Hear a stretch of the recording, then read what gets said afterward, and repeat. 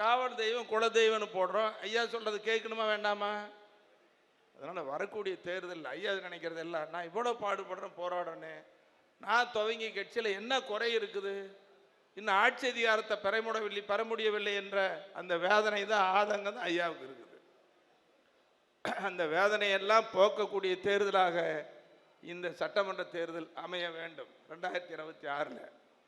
நீங்கள் எல்லாரும் பேசுகிறீங்க, எல்லாரும் என்ன சொல்கிறோம், நம்ம தமிழ்நாட்டை ஆளுவதற்கு தகுதியான ஒரு முதலமைச்சர் வேட்பாளர் மருத்துவர் அன்புமணி எல்லாரும் பேசுகிறாங்களே, அது பேசுறது நடக்கணுமா வேண்டாமா?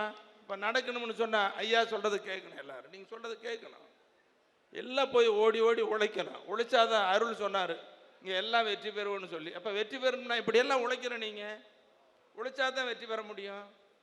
ஒவ்வொரு ஊர்லேயும் ஒவ்வொரு கிராமத்துலையும் பாட்டாளி மக்கள் கட்சி வலிமையான கட்சி, இதை நாங்கள் இருக்கிறோம். இதுக்கு முன்னால் உழைச்சிங்களே,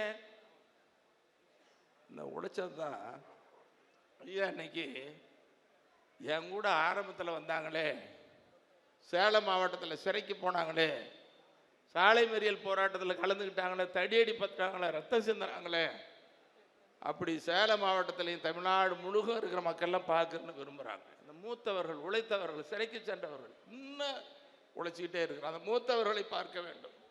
அதே நேரத்தில் மிகப்பெரிய சக்தியாக இருக்கிற வெட்டிவாய் என்று சொன்னால் கட்டி வந்து காலடியில் வைக்க இருக்கிற வீரமிக்க இளம் சிங்கங்கள், இவங்க பெரிய சொத்து, அவங்கள கொண்டு வாங்க கட்சிக்குள்ள. வாக்காளர்கள் சரிபாதிக்கு மேலே இருக்கிற நம்முடைய சகோதரிகள் பெண்கள் கட்சிக்கு வரணும், இதுதான் ஐயா சொல்கிறாங்க. அப்போ அதை நீங்கள் செய்யணுமா வேண்டாமா? அதை செஞ்சால் சேலம் மாவட்டத்தில் வலிமையான கட்சியாக உருவாகும். அது யாரால் முடியும்? உங்களால் முடியும். நீங்கள் ஒவ்வொருத்தரும் உழைக்கணும்.